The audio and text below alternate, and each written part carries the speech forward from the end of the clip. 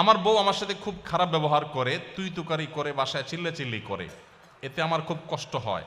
আমার বউ এখানে উপস্থিত আছে, আমার বউকে কিছু নসিহত করুন প্লিজ। যে ভদ্রলোক প্রশ্নটি করেছেন, আমার মনে হয় যে আজকে বউকে তিনি ফুসলে ফাসলে আনছেন এই উদ্দেশ্যে, যাতে করে উনি ওনার দায়িত্বটা, ওনার কাজটা আমার হাতে তুলে দিলেন যে আমার স্ত্রীকে আপনি একটু নসিহত করে দেন। আমি এই জন্য বলি, এই প্রশ্নগুলো তো শুধু প্রশ্ন না, এগুলো কোনোটি আছে, এগুলো এক একটা আলপিন।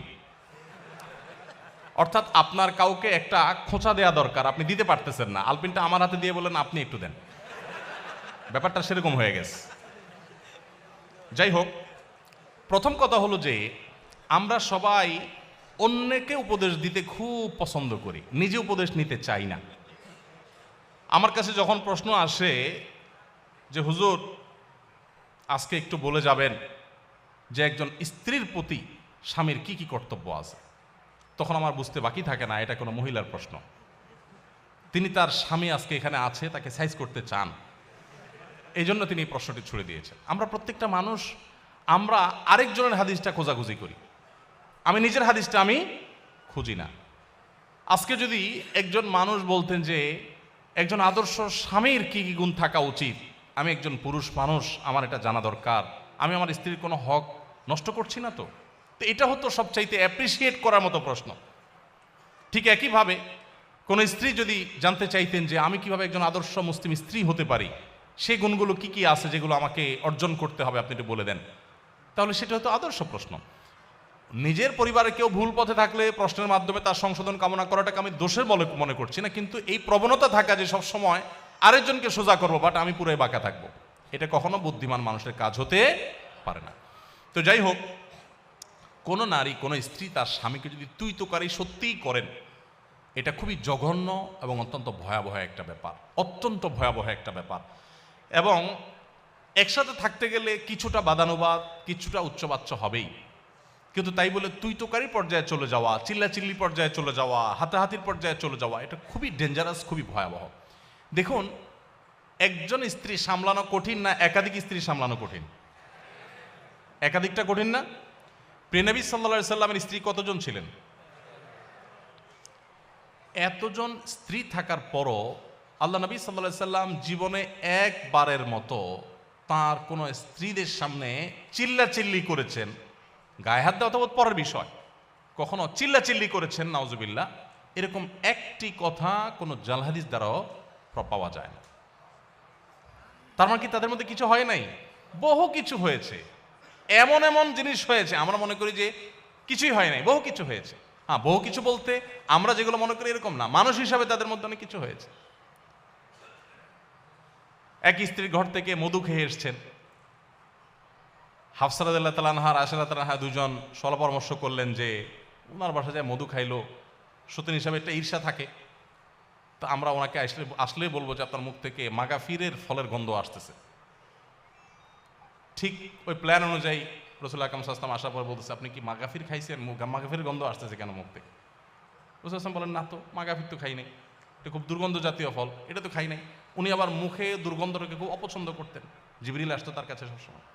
তো এবার ওনারা আবার আইডিয়া দিচ্ছেন যে আপনি মধু খাইছেন, মাগাফির খান নাই, হতে পারে পাখিয়ে ওই মাগাফির খেয়ে এসে মধুতে মুখ দিছে। দেখেন কত সুন্দর পরিকল্পনা।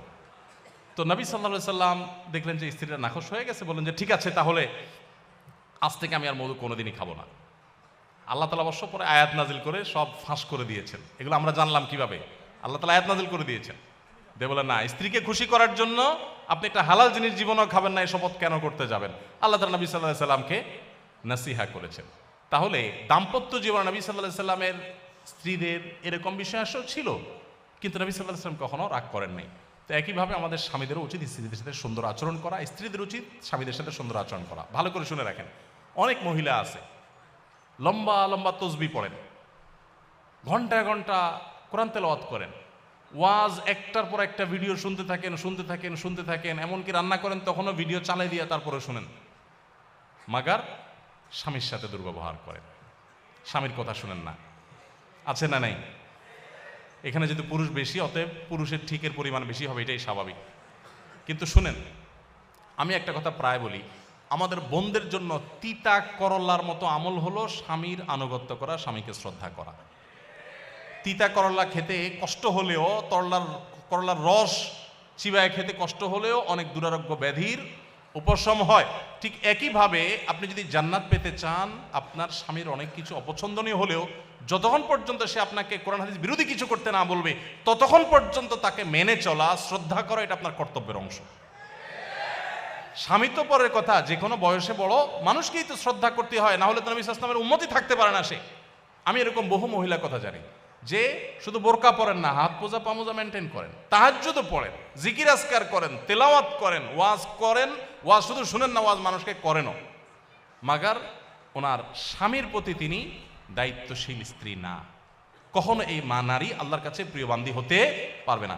ইসলাম যে সুন্দর একটা পরিবার ব্যবস্থাপনা আমাদের দিয়েছে, এটার মূল মন্ত্রটা এখানে যে স্বামীকে তার স্ত্রীর প্রতি সর্বোচ্চ সদ্ব্যবহার করার নির্দেশ করা হয়েছে, আবার স্ত্রীকে স্বামীর প্রতি রেসপেক্ট করতে বলা হয়েছে। সবাই যার যার জায়গায় সর্বোচ্চ ভালো হওয়ার চেষ্টা করবে। এবং স্বামীদের ব্যাপারে নবী সাল্লাল্লাহু আলাইহি ওয়াসাল্লাম কত বড় কথা বলেছেন যে তোমাদের ভিতরে সবচাইতে উত্তম মানুষ সে যে তার ফ্যামিলির কাছে, স্ত্রীর কাছে ভালো। এবং নবীজি কত বড় মানে উচ্চ পর্যায়ের সদাচরণ তার ছিল যে তিনি বলছেন ওয়ানা খায়রুকুম লি আহলি, স্ত্রীর কাছে ভালো থাকার ক্ষেত্রে তোমাদের যে কারোর চাইতে আমি আমার পরিবার স্ত্রীদের কাছে আমি ভালো। এতজন স্ত্রীর কাছে ভালো থাকা সহজ কাজ না কঠিন কাজ?